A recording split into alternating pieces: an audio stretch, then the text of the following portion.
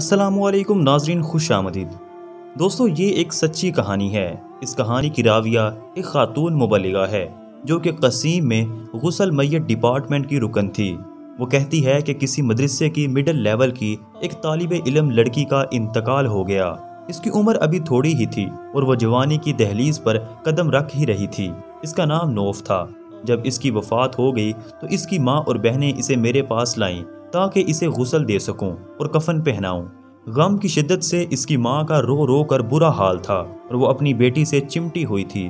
میں نے غسل خانے کا دروازہ بند کر دیا تاکہ اسے اچھے طریقے سے غسل دے سکوں۔ میں نے جب اس کے چہرے سے کپڑا اٹھایا تو میں حیران رہ گئی۔ اللہ کی قسم، اس کے چہرے سے نور کی شعائیں جیسے اٹھ ہی رہی تھیں، جیسے نجف کی خوب تیز روشنی ہے۔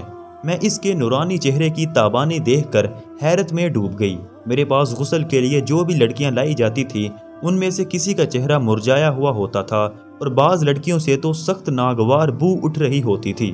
اس کا چہرہ تو روشنی سے چمک رہا تھا۔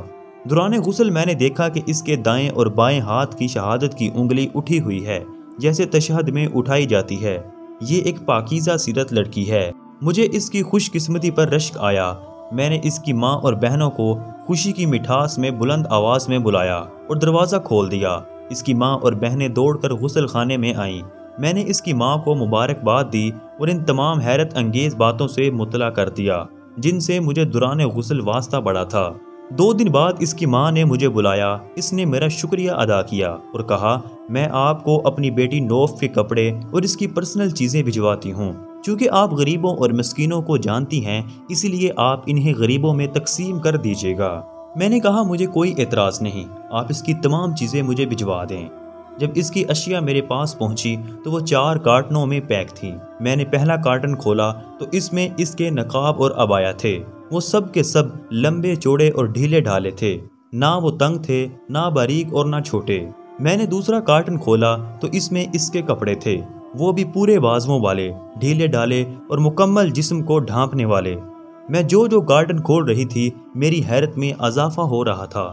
ایک کارٹن میں اس کا اسکول کا سامان اور اس کے قلم کا ایک ڈبہ تھا۔ میں نے ڈبہ کھولا تو اس میں ایک مسواک بھی نکلی۔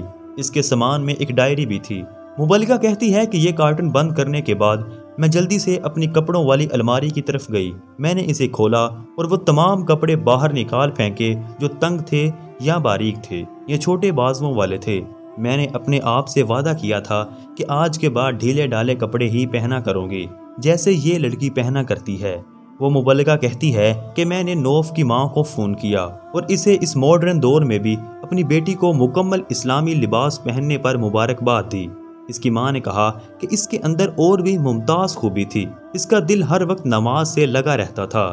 جو ہی مؤذن اذان دیتا وہ تمام کام کاج چھوڑ کر فوراً اپنے رب کے سامنے سر بسجود ہو جاتی۔ اللہ نوف اور ان تمام عورتوں پر رحم فرمائے جنہوں نے زمانے کے چال چلن کی پرواہ نہ کرتے ہوئے اپنے رب کی خوشنودی کی خاطر اسلامی تعلیمات کے مطابق لباس پہنا۔ اس واقعے میں میری امت کی ان ماؤں بہنوں اور بیٹیوں کے لیے حوصلہ افزائی کا سامان ہے جو زمانے کو خوش کرنے کی بجائے اپنے پروردگار کو خوش کرنے کی فکر میں رہتی ہیں اور شریعت کے اصولوں کے مطابق زندگی بسر کرتی ہیں، اور جو مسلمان خواتین یورپ کی مصنوعی چکا چوند سے متاثر ہو کر سخت چست لباس زیب تن کر کے معاشرے کی نظروں میں اچھا بننے کی فکر میں اپنے رب کو ناراض کرتی ہیں، ان کے لیے تنبیہ بھی ہے کہ وہ بھی اس روش سے باز آ جائیں اور اسلام کے مطابق زندگی بسر کریں۔ اسی میں دنیا اور آخرت کی کامیابی ہے۔ دوستو، اگر آپ کو ویڈیو پسند آئی ہے تو اسے لائک کریں اور اپنے دوستوں کے ساتھ فیس بک اور واٹس ایپ پر ضرور شیئر کریں۔ مزید ویڈیوز کے ساتھ دوبارہ حاضر ہوں گے، تب تک کے لیے اللہ حافظ۔